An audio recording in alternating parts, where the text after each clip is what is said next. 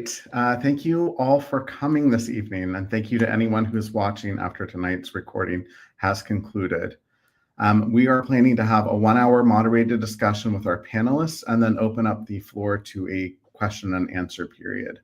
Those who are watching live are welcome to send in their questions in the chat box that is open on the right-hand side next to the screen. So my name is Anselm Smith, and I'm an adult library associate at the Cornelius branch in Charlotte Mecklenburg Library.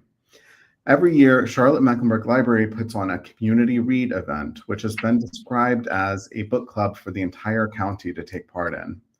We try to choose novels with themes that offer multiple avenues into a book's subject matter, novels that inspire readers to learn and explore topics in depth that are both contemporary and timeless. This year's theme was Art Is, an open-ended statement that invites readers and library users to fill in the blank with their own understanding of art and its meaning to them and their community. The connections between art, community, and belonging are richly explored in our choice of novel for this year's community read.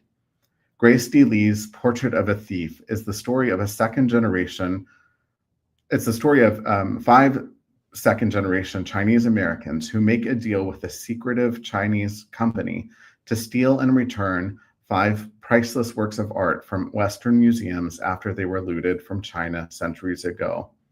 Lee's work examines where and to whom art belongs. In fact, she looks at seemingly every combination of these words. Who belongs where? Who belongs to whom? How do you make yourself belong to art, to a family, to a country? When is the right time to return art to its original home, if this is where it belongs at all? And how do you go about doing that? We'll hear the real-life story of those artworks, sculptures depicting figures from the Chinese zodiac, in due time from one of our panelists.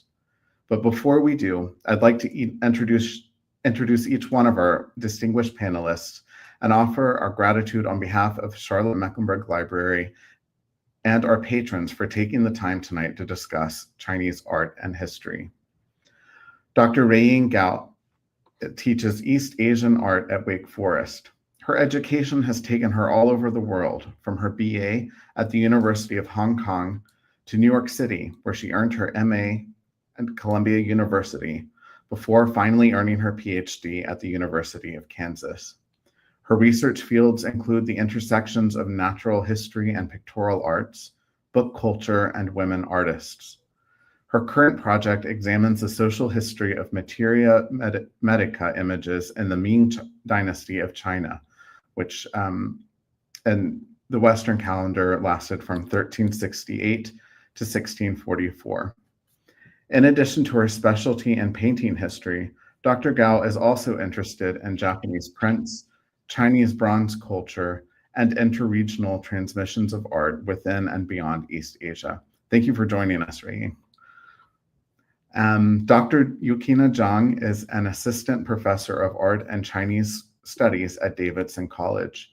She earned her BA from Mount Holyoke College, her MA at Bard Graduate Center, and her PhD from the Institute for the Study of the Ancient World at New York University.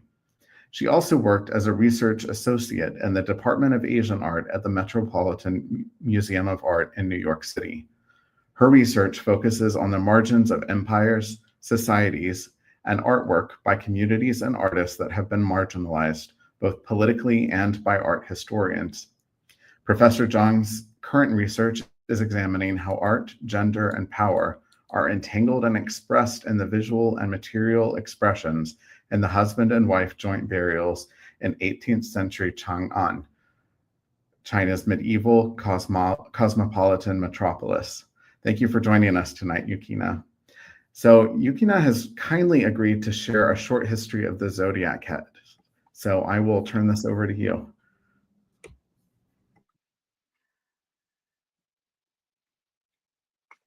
All right, thank you, Essen, for such a very generous introduction.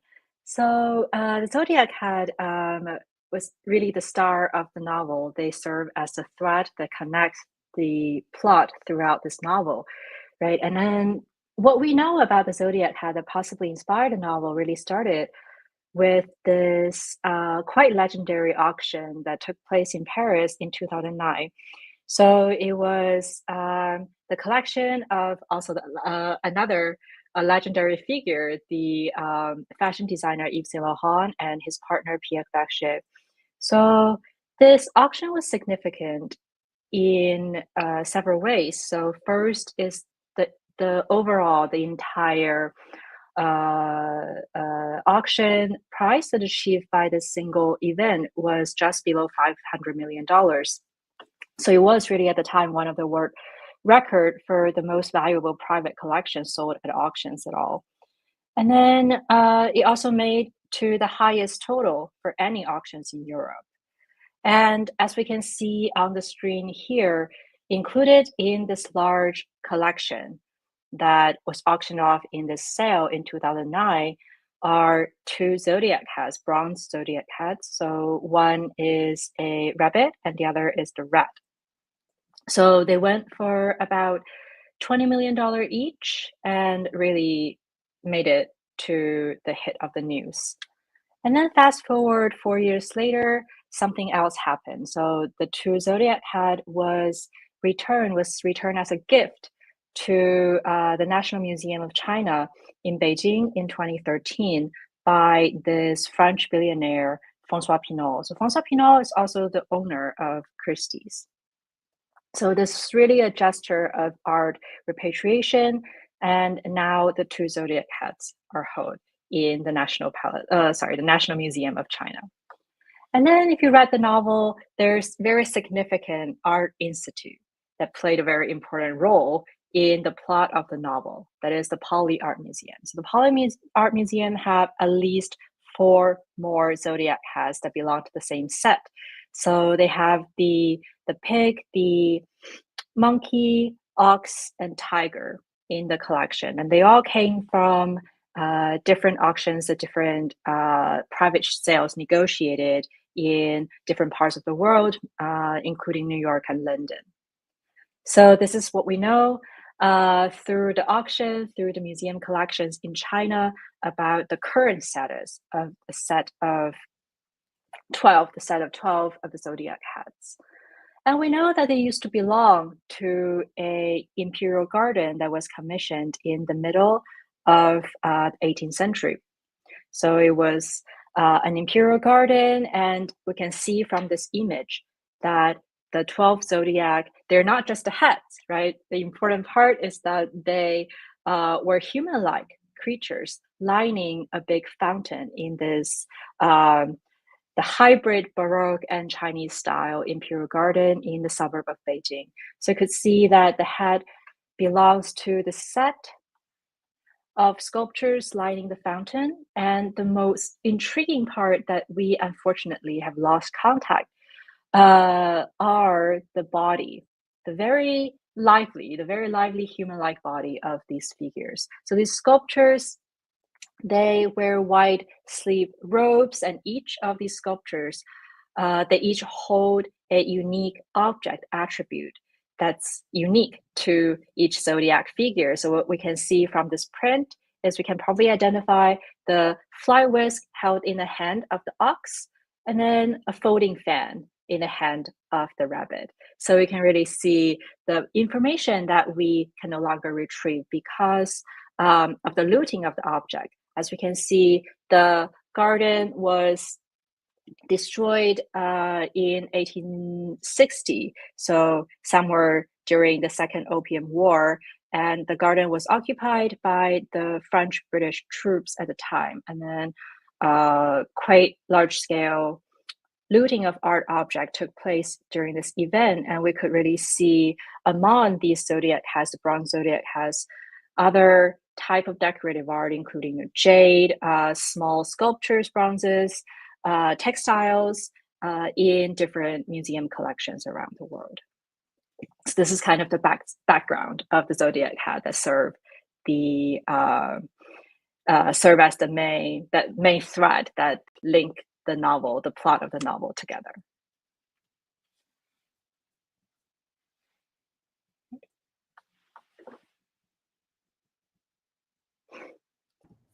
Thank you. So, Yukina, I'm also curious about other ways that Chinese art have ended up in, um, especially American institutions. So, is it all theft and plunder and spoils of war, or what are some other pathways that Chinese art has taken to arrive here? Yeah, well, this is a really good question.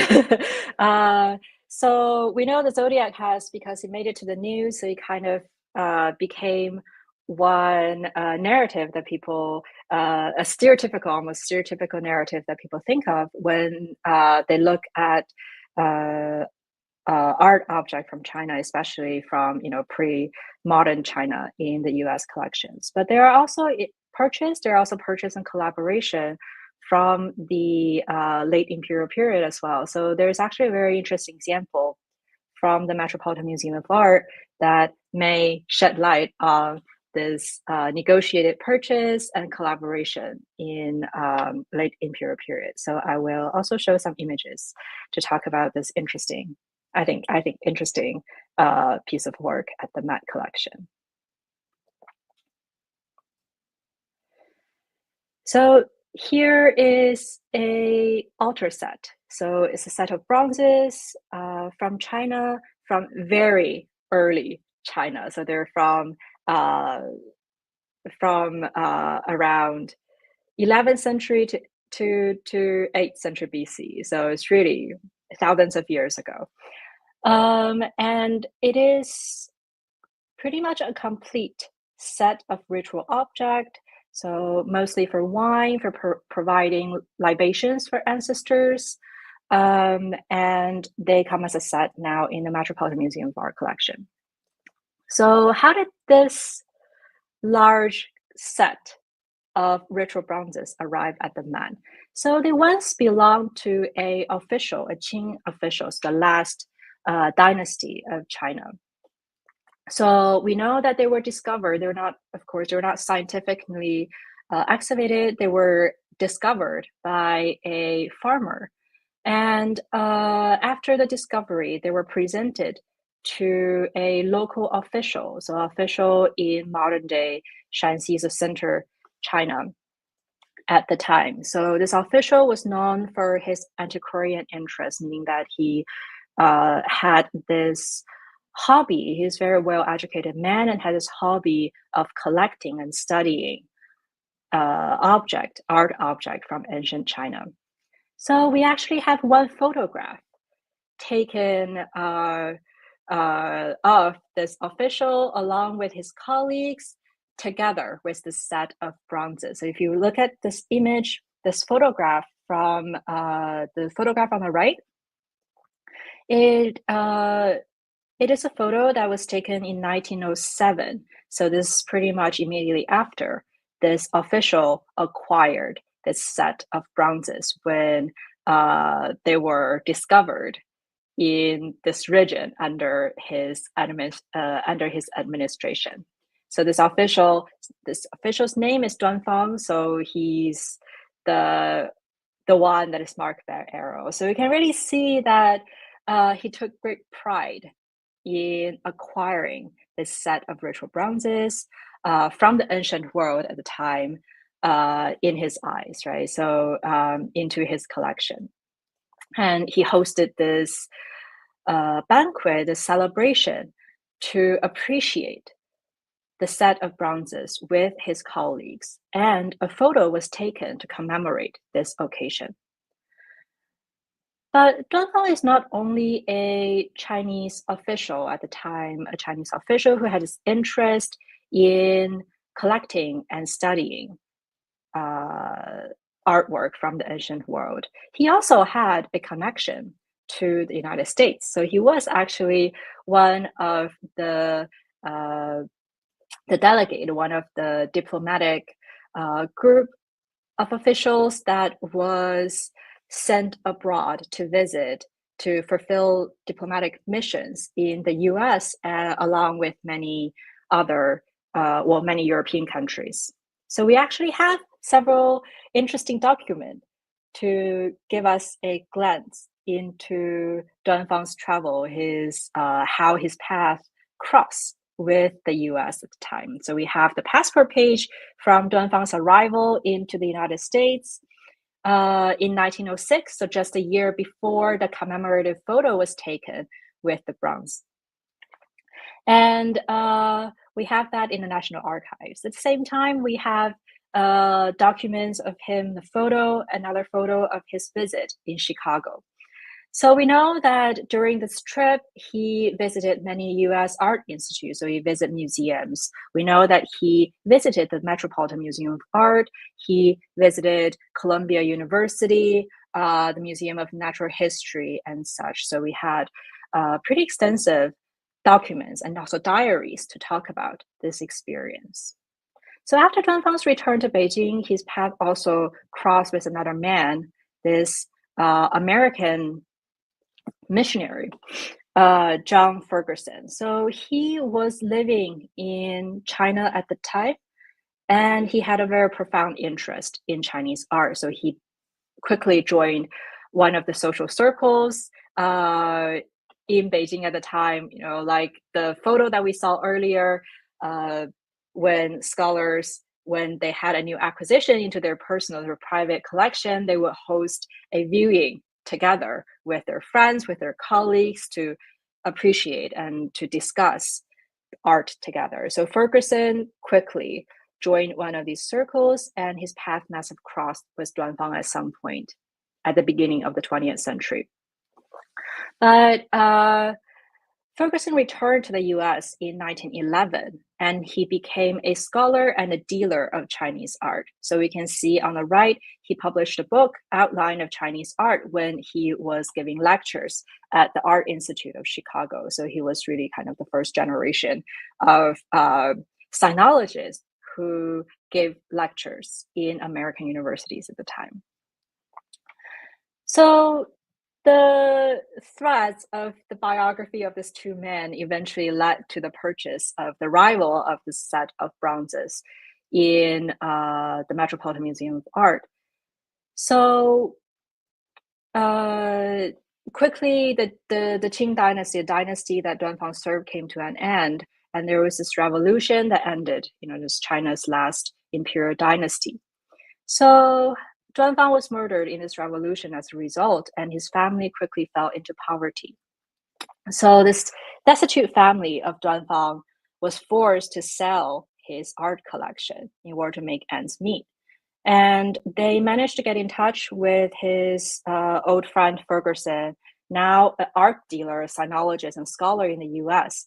So Ferguson played a very crucial role in this negotiation, in acquisition of this bronze collection from Duanfang's private collection for the Metropolitan Museum of Art. And the Met was only one of the institute that Ferguson helped negotiate acquisition. So we know that he also played a pretty active role in negotiating sales of artwork from Duanfang's private collection into other American art institute, including the Nelson Atkins Museum in Kansas City and the now National Museum of Asian Art in DC.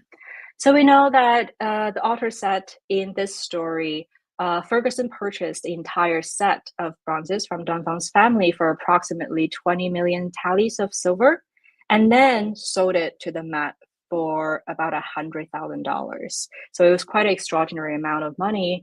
And this is one interesting story to add into our discussion about how the different paths that Chinese art made their way into the US art collections.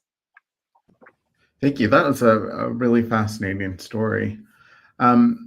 I do kind of want to turn the discussion a little bit more global or philosophical right now, and ask, and Ruiying, I'll start with you. So the theme of our community read this year is the very open-ended phrase, art is. And I would love to know, what is art in ancient and modern China? Does art have a different meaning in the Sinosphere than in North America or Western Europe? Yeah, that's a very good question. And feel free to jump in, Yukina, or correct me if I'm wrong in the following answers. So to my knowledge, in historical writings in pre-modern China, there is no single word that can be equally cover everything that art meant in Europe or Western world. And in fact, to my knowledge, the very word for art in modern Chinese, 美术 or 艺术, right? It was translated by Japanese scholars in early 20th centuries. And because they use the same writing system, they use Chinese characters for the writing system. So modern Chinese scholars just easily borrowed the modern vocabulary into modern Chinese vocabulary. And we have many examples like revolution and democracy. So those concepts, they were first translated by Japanese scholars and then adopted by Chinese. So 美术, the word for art, is one of this. But it does not mean that they don't talk about things that they consider of aesthetic or historical artistic values. Like they have very early on, like in 5th, 6th centuries, they already are talking about what makes a good painting and then what makes a good piece of calligraphy, which is the most prestigious form of art in historical China. So from time to time, the criteria evolved. Like earlier on, they would argue a great painting should be about moral teaching. It should not just about pleasing your eyes. And then later on, in the 10th, 11th centuries, the scholar artists would argue a great painting should be a vehicle for individual expression. It should not overthink about skills or perspectives, application of colors. You should just paint as you feel for self-expression. And later on, for example, in 20th centuries, again, because of the political environment that Yukina touched upon a little bit, some artists think that art should have this very strong nationalistic agenda to it. Like they think art should inspire people to defend our cultural values or to shape our collective identity. And then in some circumstances, art was also used as a criticism of historical political situations or current political situations. So it is very expansive and very evolving. And in terms of specific medium and genres, I would say calligraphy and painting are the two most prestigious forms of art, versus in European tradition, I know fine art specifically refers to sculpture and painting. Yeah. So that is my short answer. And if we have more time, we can go on. Yukina, what were your thoughts on listening to that? Yeah, no, I agree. I mean, that's pretty much the genealogy that I use in my teaching as well. I mean, I really like the especially when you highlight 5th, 6th century writing. So we actually, when I teach, I really like to have this discussion with my student to say, well, you know, when we talk about Renaissance painting, we always talk about Vasari, and we talk about Vasari as, you know, the beginning of art history thought. So I feel every art history student had to read Vasari at some point. But then when we read, for example, a 9th century, there was a 9th century Chinese writing on Chinese painting. So it's really the effort, very similar to Vasari, but in 9th century to historicize Chinese painting that he saw at the time. So he would really analyze how each artist stylistically used the brush, use the artistic style, and he would also lay out the artist based on the time period in which they were active. So this is really a great effort to theorize and also historicize painting. So I really like comparing Vasari and then this Chinese writing to see the different origin that eventually conform into our historic thoughts. I guess I'm curious about So with calligraphy, right, the painterly and individual style is really clear. There's also all these different forms of, there's the seal script, there's, grass script. So there are different sort of individual choices for an artist or a calligrapher to make. But the texts themselves are, those are going to be mostly, what are they, preset, or are they individual compositions, or is it a mix of both? And how would you compare the choice of theme in those calligraphic choices with the choice of theme in the Renaissance, for instance, or other art periods?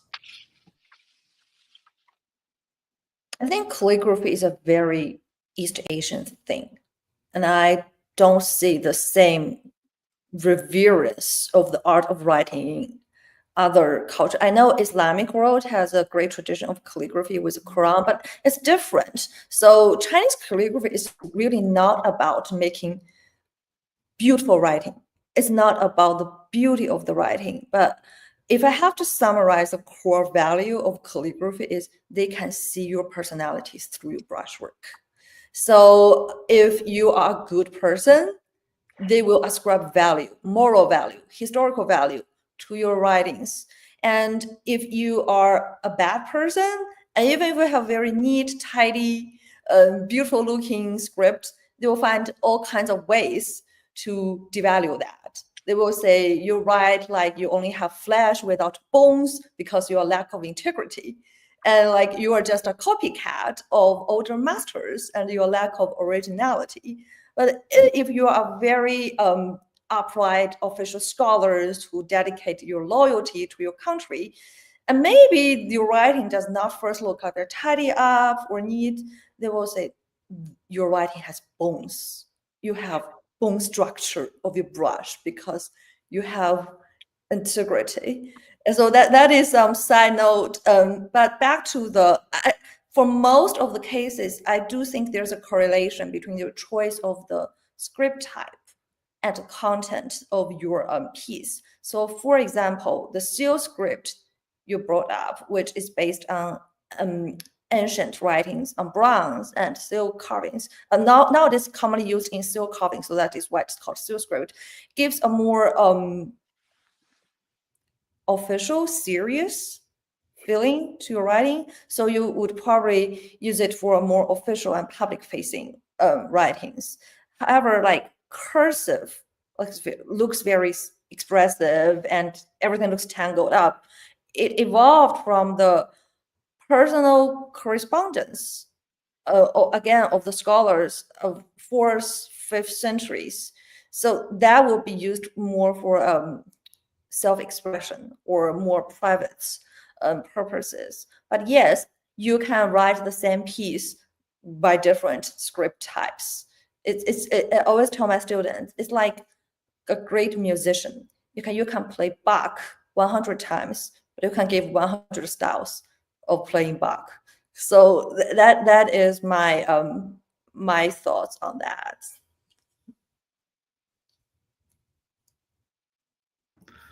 Thank you so much.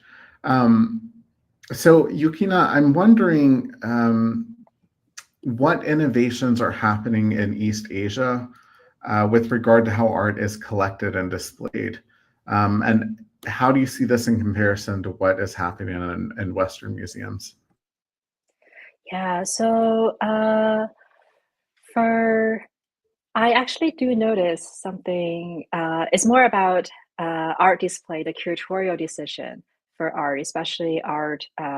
Some applied for art in the ancient world, but some applied to art that is borrowed from outside of the context of the institute. So what we mentioned earlier, to give a context of this bronze heads, one of the questions that I was asked a lot whenever I get to talk about the zodiac heads is, oh, then I want to know more about the details of, what are they holding? What are the objects? What is the sculpture as a whole? But then the short answer is really we don't know because we no longer have the original context.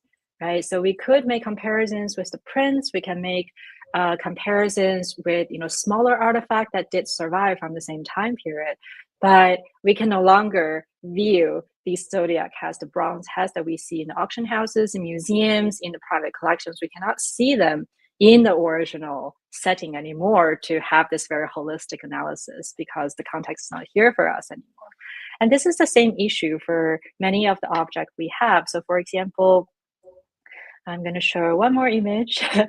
So this is not an issue unique to artwork from the ancient world in China, right? So recently we actually had a relatively recent news about the return of sculptures from the Getty Museum in Los Angeles to Rome. So this is a set of 3 sculptures from roughly 4th century BC. And we can probably identify them. They're the Orpheus and the Sirens, so very key figures of the Greek mythology. So these 3 objects, so through the research of this one office, the Art Theft Division in Italy, scholars have uncovered proof that these sculptures have been illegally excavated from a site in southern Italy, and through negotiation, the Getty Museum agreed to return these 3 sculptures to Rome. And they are returned into a very unique museum. It's a new museum that was built, I think it opened not so long ago, actually. It is called Museo dell'Arte Salvata, so Museum of the Rescued Art. So this is a very specific museum that was built in Rome, Italy, to house all the artifacts from the ancient world that was returned to Italy. So I think this is a attempt for different cultures, different countries to try to provide a new context for the art that no longer had the original context in the ancient world.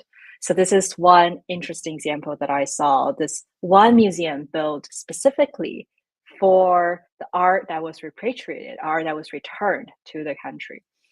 And then, but what about the lost context? I think I also observed an effort to reconstruct in a very reversible way, to reconstruct the lost context of these artworks.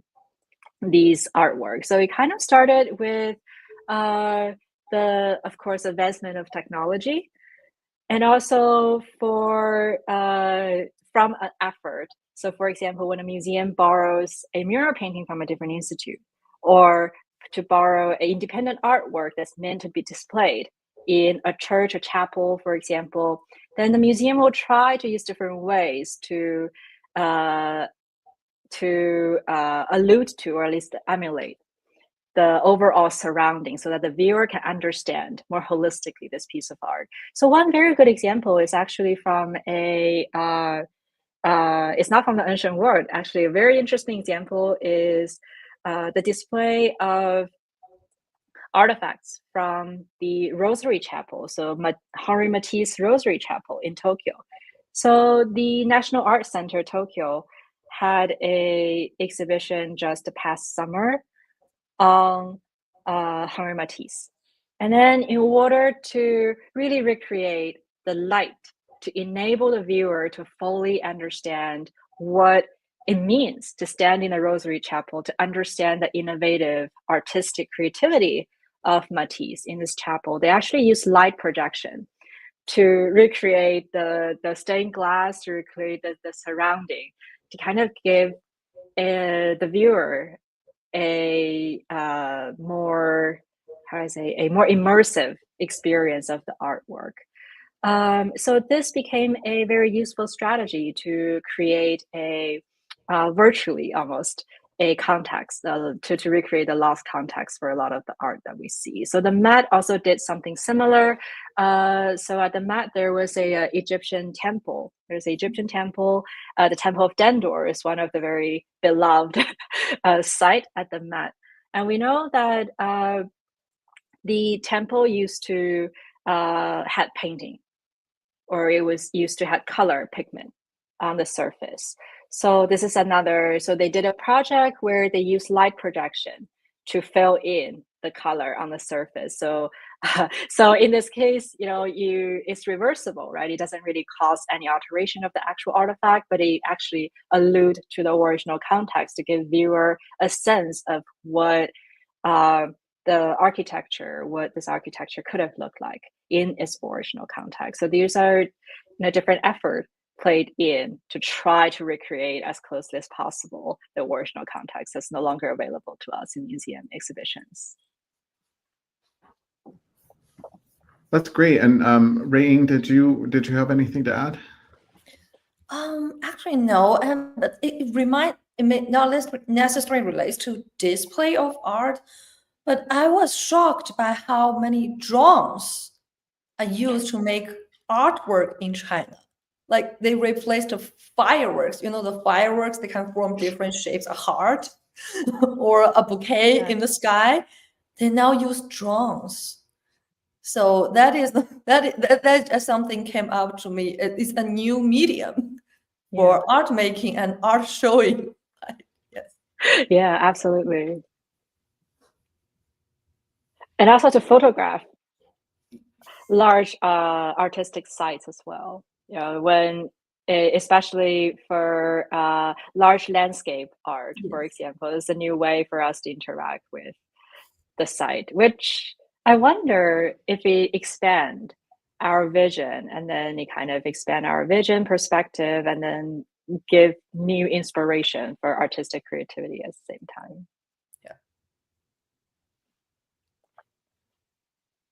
So, Ruiying, this is a question directed to you at first. Are there local or regional art traditions that are reshaping how Chinese people or Chinese peoples are relating to creating and talking about art? There's kind of a segue from these museums and fireworks and drawings to this question. What do you think? Yeah, since it is art shaping, so reshaping, I'm thinking about now, it has been now, right? So because historically different regions do have very strong local interpretations of art. Like some places they are specialized in making lacquerware, and some places are specialized in making jade carvings. But it happened that I have a student working on the mechanism of exhibiting contemporary art in contemporary China, which I think is a way of how shaping the knowledge about artworks. So he noticed like in big cities like Beijing, the capital in the north, and Shanghai, the cultural economic center in the Yangtze River Delta, the south coast, and also Guangzhou, another city for commerce and innovation in the southern coast. So he noticed that there are actually some differences. Like, for example, he thinks Shanghai in general exhibiting about contemporary foreign art, like overseas artist, is more popular in terms of contemporary art. And in Guangzhou, they put a real emphasis on excavating local artists, and especially local artists make site-specific artworks. And in Beijing, he noticed that they really like to organize those grand national review and survey shows of artists for that political witness of the capital city. So I do think it will add on the nuanced experience of people visiting museums and galleries in that world. So I think, and because Shanghai will always boast itself as an art center, cultural center, so people would expect, oh, I'm going to see art from all the world if I go to a gallery on the bank, right? And then for Guangzhou, it has very strong pride in local culture for a very long time. So I think it's kind of expected that they will put a lot of emphasis on the local artists of their street artist community. So yeah, so that's a very, I think, appropriate examples I can think of now. So that brings us to our next question, which is about the interplay between the centralized Chinese state and the territories, under its control, or either culturally or politically and economically, militarily. So this idea of the existence of a centralized Chinese state, which has taken many forms over the millennia, has greatly impacted neighboring regions, countries, and cultures. It's attracted imitators and admirers, and has also spread its cultures and values through conquest, force, bureaucratization, and cultural imperialism. I'm curious about, are you aware of any traditions of critique or resistance to these forces in various regions inside and outside of China?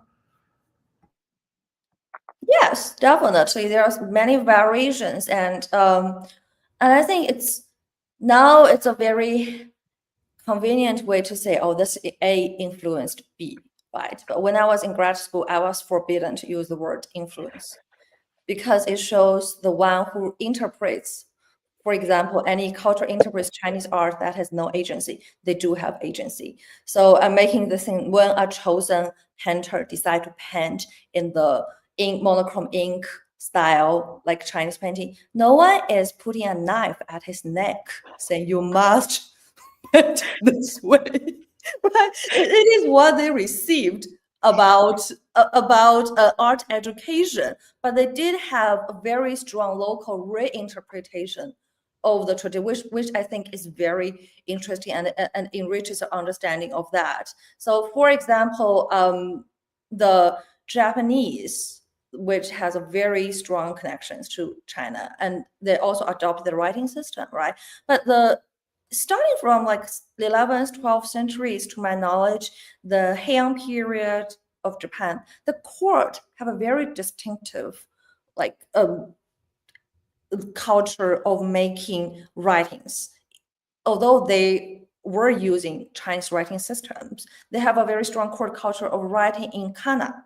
So the more private and less official ways of writing, instead of writing the official writing system using kanji, the Chinese characters, and they make gorgeous illustrated scrolls go with those kana stories, like the first fiction in the world, the Tale of Genji. So that is gorgeous.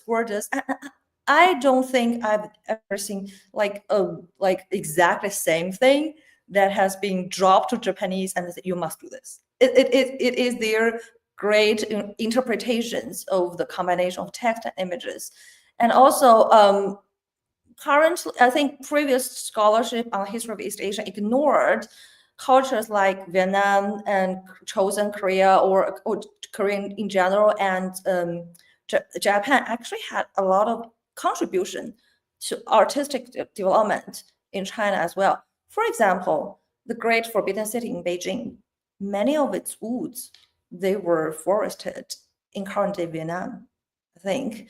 And Korean paper, for a very long time, because of its sturdiness, its whiteness, was considered the finest for painting. So people will actually write colophons to a painting and say, oh, this was done on Korean paper. It is very special. And Japanese, one theory is that the folded fan, it was imported from Japan to China in the 15th, 16th centuries. Although some people nowadays think, oh, the fan painting is just Chinese or Asian or something. It was never one direction. So it was always bilateral. And in the same vein, like many things we now consider East Asian, they were actually from other parts of the world. The signature blue and white porcelains, the pigment of that cobalt blue was from Middle East in the first place. And many lacquer, like lacquer from lacquer trees, made Japanese lacquerware or even Chinese lacquerware, were from Southeast Asia. And so everything actually was more connected and more diverse than we imagined. Yeah. So I think that is what makes the study of art history is so interesting. Yukina, did that bring anything to mind for you? Yeah, I agree. I agree with Ruiying. I think, especially, I think like now we start to there has been this very more stereotypical view on Asian art in general. To think about how the art tradition is a little bit more self-confined. I think it has something to do with, at the end of, especially if we talk about the end of 19th century, the beginning of 20th century, there was this time period where the culture seems to be very inward looking. It seems to be quite self-contained. And then in Japan, of course, there was this time period as well, right? So, but I don't think that should overshadow the laundry of art history in East Asia. Is actually, if we look into ever since when people start to talk about the Silk Road all the way to the late imperial period, actually people in East Asia had a very global taste, if you will, when they had access to things from afar. But at the same time, I agree with Ruiying's point on influence. I mean, influence, yes, there's exposure, but people who are exposed with new things, they also can choose what they like, what they don't like, right? They can choose not to incorporate that. They can choose to modify that. They can choose to make small changes, and then even more synthesize different things that they're simultaneously exposed to at the same time. So I think that is also a very great lens for us to have when we look at not just Asian art, but art in general too. Yeah, I think it's there are all of these reevaluations of the flow of material goods, throughout Eurasia, for instance, but also to Southeast Asia. I mean, there's material, there's intellectual, philosophical, and religious ideas that are exchanged as well. And I like your idea that influence and exposure doesn't necessarily equal, as Ruiying memorably put it, a knife to your throat. I'm curious, Yukina, would you tell us a little bit about, given your experience working at the Metropolitan Museum of Art in New York City, would you tell us how borrowing currently works between museums and other institutions in China and the US? Yeah, of course. I mean, but my experience might be a little bit outdated because that is the pre-COVID era. So now I don't know. There must be changes. But based on my experience, it is actually, so to borrow things from China, there is a central bureau for cultural relics in Beijing that usually the museums, the US Art Institute would get in touch with.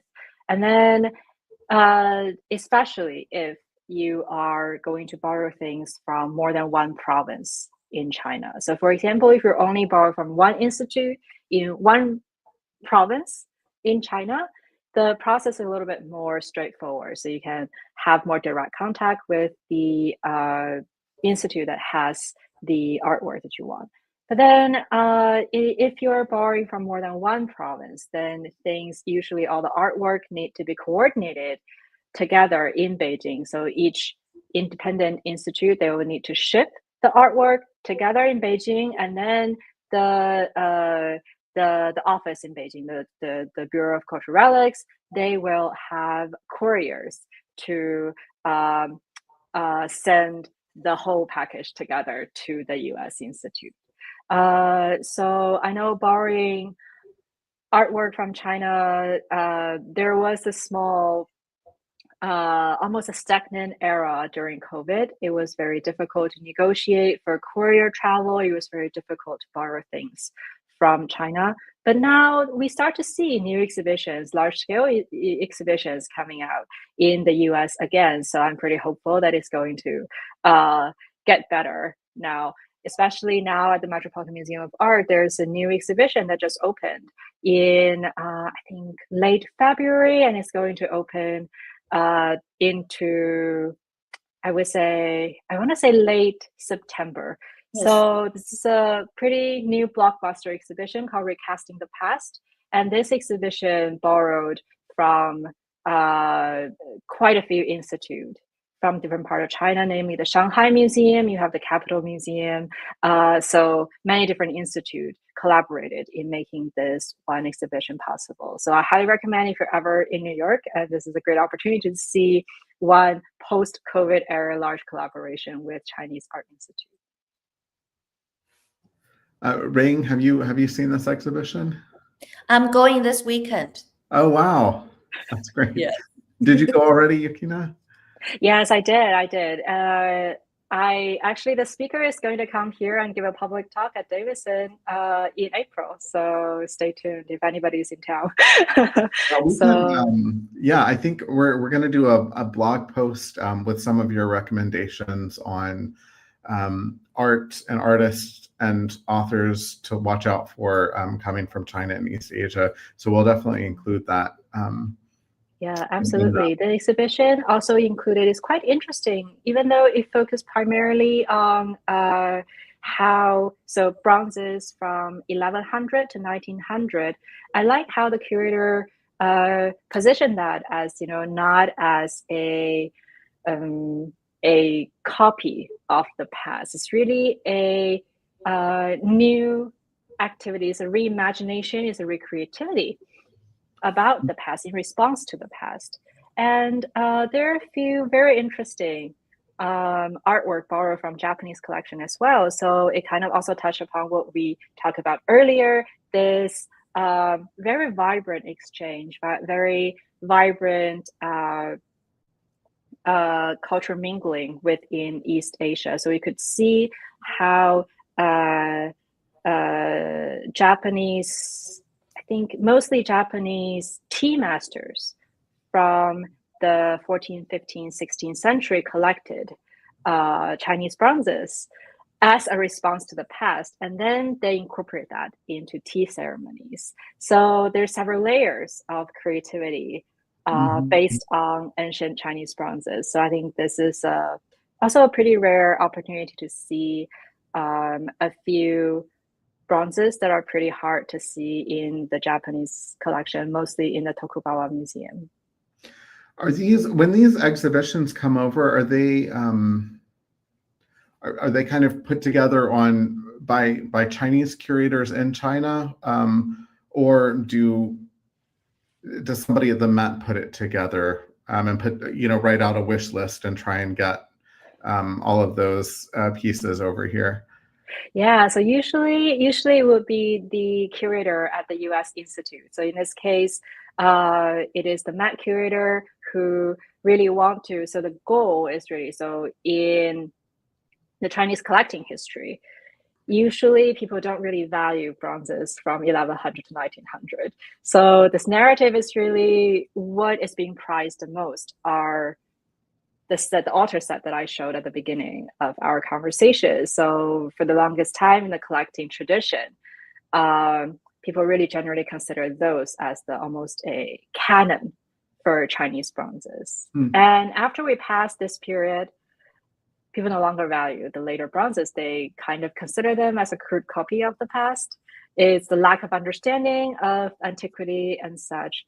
But so this curator's goal is really to turn this narrative around. So they really want to give agencies, kind of also the theme of our conversation here, right? So he tried to really he want to highlight the agency of artists from 1100 to 1900. So it's not really about a lack of exposure to antiquity. It is really how they synthesize the knowledge from the past and create artwork that belong to their time and their culture. So this is kind of a narrative that's actually very, very closely related to what we've been talking about.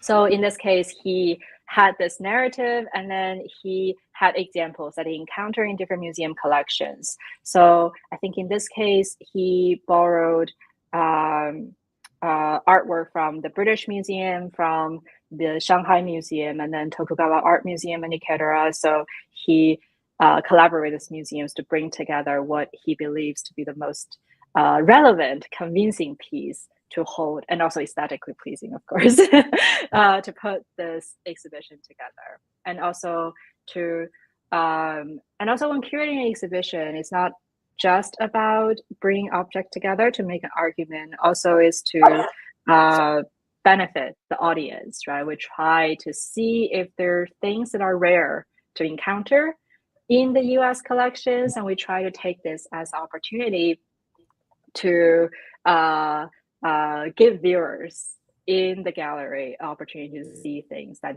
usually is harder to encounter. So one example is in Recasting the Past, there's actually one, the curator managed to actually borrow one one prized rock that's made into a small miniature landscape that used to belong to one of the Japanese emperors. So it's one object from the Tokugawa Art Museum that's actually really rare to encounter, and this is a rare opportunity for people in the US to be able to see it. All right, I gotta get a ticket to New York. So this question I'll ask Ruiying first, but I'd like to hear your take on it too, Yukina. So I want to know, what responsibilities do museums have in repatriating artworks that are believed to have been looted?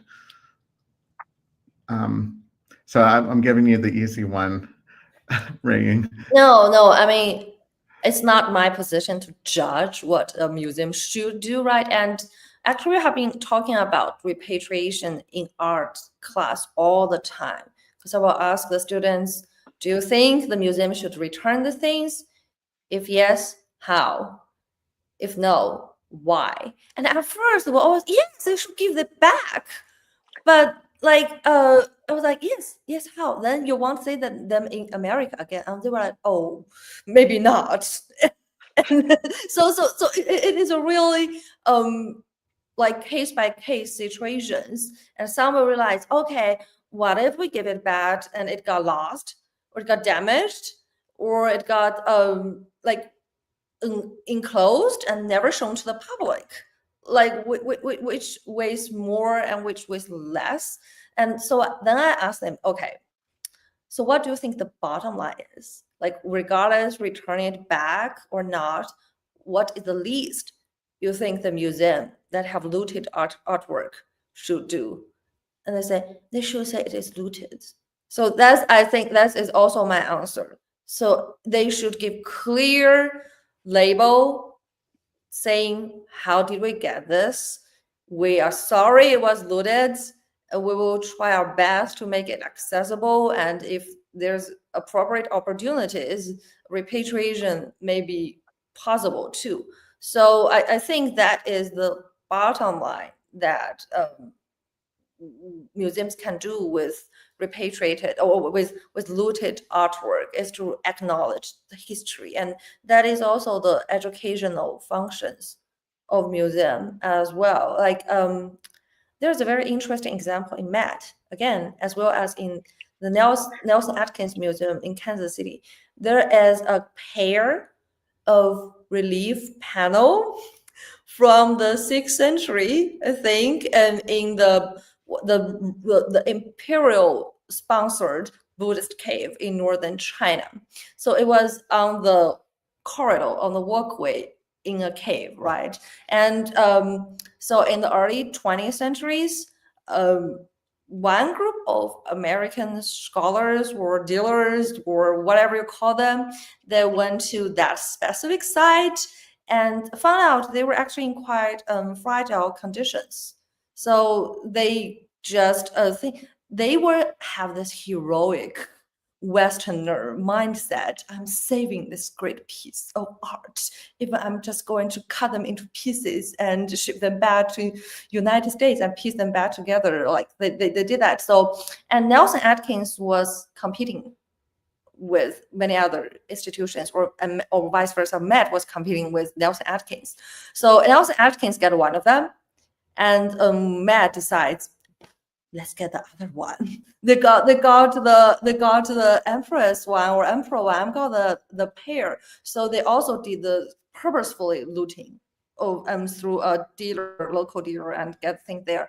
And it has been a while for me to check back the labels, but I wanted to see if it is publicly acknowledged. I know there are scholars writing about this interesting histories, and I don't see any likely scenario in near future that they will return the things to China, but it will be great if you can make the hidden stories publicized and to educate people. So Yukina, do you have anything to say in response? Yeah, absolutely. I mean, I think this is a great example also about, in our study, the lack of context, right? Now you can't even see the two together side by side. In a US collection, you need to fly to two different cities in order to see them on two different walls, right? And this is also a quite universal struggle in relation to the ancient world as well. So for example, I actually relatively recently had this discussion about Egyptology, and then the 19th century French, the Napoleon collection of Egyptian artifacts. So we have many very similar discourse. So they need to be, I think, all considered very holistically to think about how the museum might best exhibit artwork, especially artwork has a problematic or eluding past. Also, I want to kind of add on to the ethic of display. So it reminded me of this very interesting case, not necessarily about the belonging of the artwork, but because of the method of discovery. So there was a shipwreck, a Balaton shipwreck. So it was a 9th century shipwreck. And then it was a 9th century shipwreck that was, so the sinking location was near Indonesia. But then it was not scientifically excavated. So it had to go through a rescue excavation done by a German commercial underwater art salvaging company. So it was a commercial company. But at the time, because upon the discovery, so it was accidental find. So it was discovered by a local sea cucumber farmer or sea cucumber fisherman. So you dive down and fish for sea cucumbers. And by accident, they found, crates after crates of ceramics. So now the news spread, and many local people had the skill to dive down and fish out a piece. So that's why upon the immediate discovery, you could still see some piece being circulated on eBay right now from the same shipwreck. So under that circumstances, the government decided to hire a commercial company to do a rescue, a salvaging excavation, and then just to retrieve the shipwreck altogether. But because it's a commercial activity by nature, it eventually need to be packaged and sold to somebody else. And eventually I think the Singapore government auctioned it off, and then now we can see the entire shipwreck along with most of the object on the shipwreck in Singapore. So when the National Museum of Asian Art tried to put on an exhibition about this Balaton shipwreck quite a few years ago, it stirred up another debate, right? So how is this group of objects can be most aptly the best displayed? Because does it mean that by displaying these objects, which are commercially excavated, does it mean that the Institute endorse commercial activity in archaeology, right? Because they're not excavated by an academic institute. It was a commercial activity by nature. So I think it brought in one more issue of complexity in the display. So it's not just about the origin of the artwork, it's also about the method of discovery. So do we believe that only academically trained academic institute has the right to carry out archaeological excavations? Do we include object in an exhibition that we know was commercially excavated or even discovered, right? So this is another part of the issue adding into this conversation. That's a really interesting complication to add. In the interest of time, I want to ask our last question. We've gotten some really wonderful questions from the audience as well. So I know that we could probably spend the last 20 minutes on this question alone. And Yukina, I'll start with you, but I'm curious what an ethical museum would look like in your view.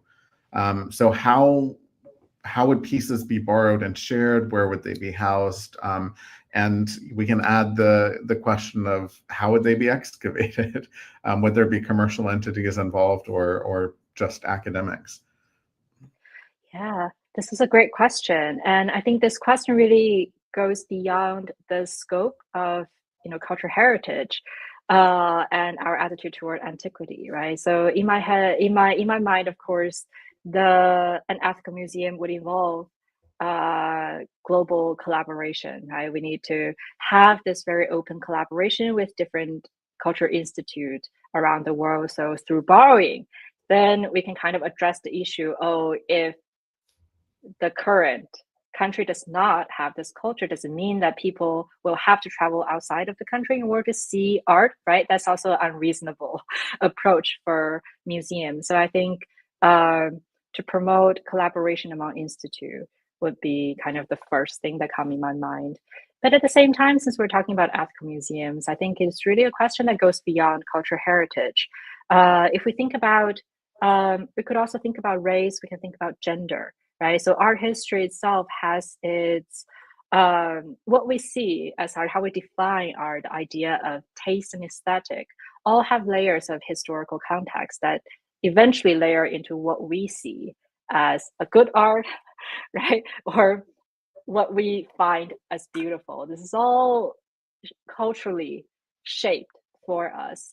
So for museum space, it's also important to consider then how do we address things that were valuable artwork, valuable artists, important artists that were not given the proper attention in the art institutes in the past. So in the academic field, in the museum as an art institute. So women artists, for example, of course, and et cetera, et cetera. So I think this is also an ethical museum would also hopefully have the capacity to also expand on the previous blind spot of art history and then to rewrite what we understand as art as now. That sounds really wonderful. Ruiying, what about you? What comes to mind when you hear? I have so many thoughts on that. Yeah. We have art museum, we have natural history museum, we have museum of stamps, right? So 2 words: free admission. But in my ideal world, every museum should be free admission. I don't care how you do that. Ask your rich donors.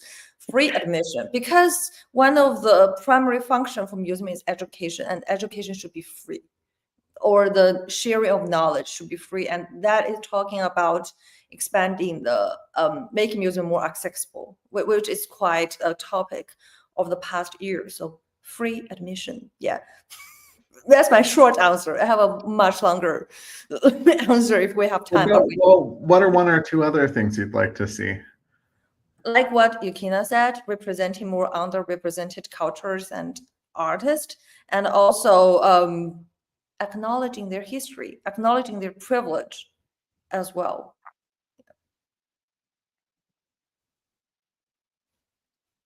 To move on to a question from one of our viewers. So I might actually try and combine 2. So this person is interested in the role of personal art collections today, especially following the recent loss of valuable works in the LA fires. And she goes on to ask, do you think the privatization of art impacts our perception of cultural heritage, or should art collections be seen as part of the public domain for the good? There's a third part to that question. It's also really good, so I'll go ahead and read that out, although there's enough to unpack in the first two.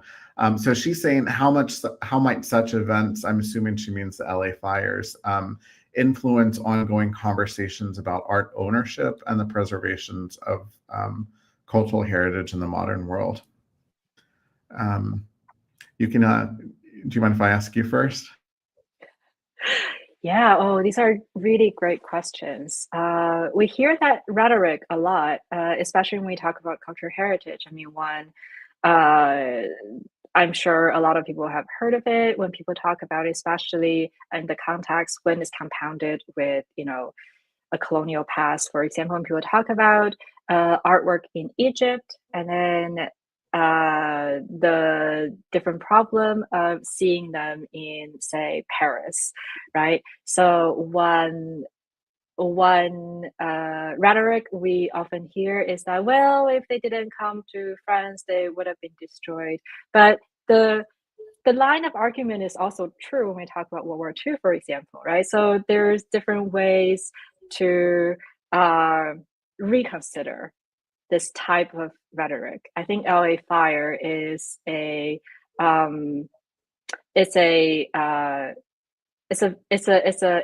new recent event that gave us a reminder of thinking about ownership of art, because, for example, some of the private collections, they really have optimized the art storage condition. They had very thoughtful conservation program under the private collection. But then in terms of the natural disaster, right, it's something that is beyond control of the one single collection here. So I think this is actually a reminder for us to be mindful of the different rhetoric we would hear when people talk about who has the right to own artwork, if that makes sense. Because we also had conversations. So, for example, we know that in Paris has this ethnography museum called the Musée Gay Pony. So they're very close to the River of Seine. So the issue is that they have the risk of flooding. So in this case, they have to have an emergency response system. But one issue that they cannot fully justify is that, so in their emergency response system, they do categorize artwork. So what is the absolute you need to evacuate within 2 hours, 24 hours, 48 hours? But in that case, you pretty much, I mean, of course, I know it's based on research, but essentially we are prioritizing certain cultural heritage over the other. And then there are all choices being made by scholars, by museum professionals. But then in that case, it is also a valid question to ask, then who has the right to respond in face of natural disasters, in face of certain unforeseeable, uncontrollable event? What is to be saved first, and then what to be prioritized was to be considered that can be the 24-hour evacuation in opposition to 2, right? So I think that these are very, I don't have the good answer, but I think this is a very important issue to think about in terms of art ownership as well. Yeah, I really liked it. Reminded me of what Ruiying was saying earlier about not wanting to have a should around how an art museum should respond or act in response to what's in their collection and where it should go and that kind of thing. It's really hard to, if the Seine is flooding, it's good that there's a plan. But how the priority is listed as that seems very difficult. Ruiying, did you have any thoughts about the LA fires and private ownership of art? And yes, I think the first thing we need to realize in the long durée of human history, the public has access to art is a very short time of period. for a very long time period, art are always in private collections, but at court, regional elites, scholar officials, wealthy merchants, and they were very picky about who can access their collections because they only want to be associated with people they wanted to be associated with, right? So I think it's in the laundry of human history. Actually, private ownership is the thing. It does not mean that it's the better option, but it's a thing. So that makes it more interesting to think about the distinction between the public and private in terms of art access and ownership. And it was quite coincidental that I was in LA last month. So right after the fire, attending an event in the Huntington Library and Botanical Garden and museums, and they were also talking about the loss of a lot of private collections in LA. I'll have a good news for that. The Huntington take over a people's collection of koi fish in their pond because they still have water. So those precious koi fish are still living a good life in LA. Yes, but the people do talk about, oh, there's such a shame that like the fire just took away a lot of our art collections. So that is what I thought. But I think about all the cultural heritage and preservation of things, and in a rising field that's called like ecological art history that challenges the Anthropocene or human-centered world, I read a very revolutionary idea, which I did not completely agree, but we can think about that. So one author says, why do we care so much about preserve humans' heritage? If humans things disappeared and it's good for the forest, why not just let it happen? If the flood is good for saying, maybe we should just let it flood, because that is how the river has been all the time on the earth. So what is something better or superior about human creations? I don't agree with it totally, but I think it's also something to think about. Speaking of cultural heritage preservation, something. Yeah, I think that raises a very interesting point because it reminded me of this one thorny issue of art conservation. Because we have this one very famous Japanese, well, not Japanese American sculptor, Isamu Noguchi. So Isamu Noguchi, he makes a lot of his work is very Zen inspired. So he makes large scale stone sculptures. They're meant to be displayed outside. They're meant to interact with the element of weather. So the sun, the rain, the snow. So the stone inevitably crumble. So it's really a conservation nightmare. But if the artists say, well, my work is meant to disappear, it's meant to disintegrate into nature eventually, it's part of the artistic philosophy. Should the private collector, the museum, and the conservator try to save the work and try to make it look the way it was for foreseeable future? I think this is also a dilemma that it reminded me of. Yeah, I think those are also longstanding debates on conservation and preservation practices as well.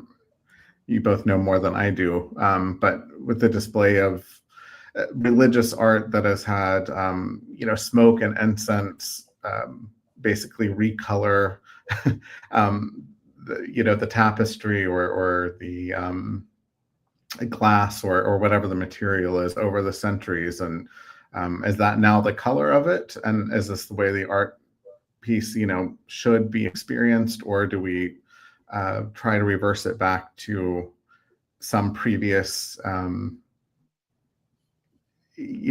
state of being for that work of art, and privilege that and prioritize that as sort of the artwork's truest form. Ruiying, I was really listening to you talk about how artwork has traditionally been the purview of the rich and powerful. That also, of course, made me think of the public library and how we are just a totally unique and wonderful institution that belongs to a really democratic and enlightenment point of view. And it's really wonderful that so many people are watching this and are taking place in the intellectual and cultural activity that we're able to put on as a public library. And it's really wonderful that you both are here to participate in that as well. I do have one last question, which is, well, I guess there are two questions, sorry. So I'd like to know, it's two questions that are kind of two sides of the same coin. So what are the artists that excite you in East Asia right now? And what do you see in their work? And then the other question is, are there any authors, fiction or nonfiction, who are writing on these topics or related ones for the general public that you recommend? And these are combined with one of the first questions we got from our viewers, which is, do you have any book recommendations or websites to explore the topics that the community read books? So we've got books and authors as well as visual artists, and we can open up the field to all kind of artists if you want. Who's inspiring to you? Who does this conversation make you think of, and who do you want to share with the viewers of this? Who wants to start? Ruiying? Yeah, I'll be short. Like, because I research on pre-modern Chinese art, so all my favorite artists are dead in the tombs. But it doesn't mean that they cannot excite me nowadays, because yes, like Osaka, Japan is hosting World Expo this year, so they are putting out really great, like once in a lifetime opportunities to view many artworks they collected in East Asia. So I'm very excited about the upcoming show that will show a piece of calligraphy related to one of the most mysterious but also best known calligrapher in Chinese history. That calligraphy was collected in Japan, I think no later than 10th or 11th century, I might be wrong. It was collected also by another Japanese emperor. And then it ended up in Osaka, and they are going to put that again. That really excites me, because, they are going to take out that. I'm thinking about going to Japan seriously now. And for the book recommendations, one of my all-time favorite author writing English nonfiction. It's not directly about art, but he is writing about cross-cultural exchange between China and the US. So that is Peter Hessler. So I'm sure many of the audience are aware of him. And I was just reading his new book, The Other Rivers. So that document his experience in China both before and during COVID. So that is very contemporary. And I think it will form a very interesting conversation with the community read in terms of cultural communication, exchange, and the translating of cultures. Yes, thank you. I'd also like to say that that book is in the collection, both as an ebook and as a physical book. That's Other Rivers, A Chinese Education by Peter Hessler. Yukina, what authors and artists came to mind for you? Well, for artists, then I'll share somebody that is more contemporary. So I love going to contemporary art exhibitions, partially because my own research is so early. It's from 8th to 10th century. So, even though it's still in a museum setting, going to see contemporary art, it's a lot more relaxing for me. It feels almost as if I'm not working. So I do really like this relatively young contemporary artist. Her name is Ruiying. So she's kind of a digital artist, and she does a lot of 3D animated video installations. She has quite her work is sometimes dark, sometimes bizarre, but she has this very on-point exploration of issues like gender, tradition in relation to the digital world we are in now. So she has almost a cyberpunk vision in her video installations. So you can kind of see, and especially also because we're kind of similar in age, so I can really it's really easy for me to pick up a lot of the cultural reference that she put in here. So she has a little bit of, the traditional, I think especially particularly into, traditional Chinese medicine, spirituality. So you can kind of pick that up from, the pre-modern ancient Chinese art perspective. But then, because we're kind of similar in age, she made reference to, for example, certain video games that was popular in the 90s. Or Japanese manga and anime. So she has this subculture in the 90s, in the early 2000s. She has this layer of reference as well. But at the same time, she's contemplating on issues in 2020, 2025, the digital world that we are confronted with right now. So I quite like her work as a contemporary artist. And then for book recommendation, well, since I started with the story of Dunfang and the collection of bronzes that arrived in the Metropolitan Museum of Art, I think that segment of the history, how American Institute acquired their Chinese art collection, there is actually a very interesting book. It's nonfiction, but it's a very interesting book by Lara Netting called A Perpetual Fire, John C. Ferguson, so the American sinologist and missionary that was in China and worked with many American art institute in early 20th century. So it is research dedicated to John Ferguson's quest for Chinese art and culture and the relationship between Chinese art and American Art Institute. So that is a really fun read too. It's almost like a detective novel. That's great. I don't see that one in our catalog, but maybe, I don't know, maybe we'll see if we can get it. That's A Perpetual Fire by Laura Jayshree Netting. Yeah. Well, thank you both so much for your time. I really cannot express what a wonderful conversation this was for my end, and I think on our audience's end as well. So it's really a pleasure to speak with both of you and to hear your thoughts on museums, Chinese and East Asian art, and ethics in art collecting and ownership. So thank you both for your intellectual generosity and your time as well. Thank you. Thank you very much, Ansel. Yeah, and thanks everybody for watching. There are still some community read events left before the end of March, so you can check that out on our website. And we look forward to seeing you next year for whatever our community read will be then. Thank you all.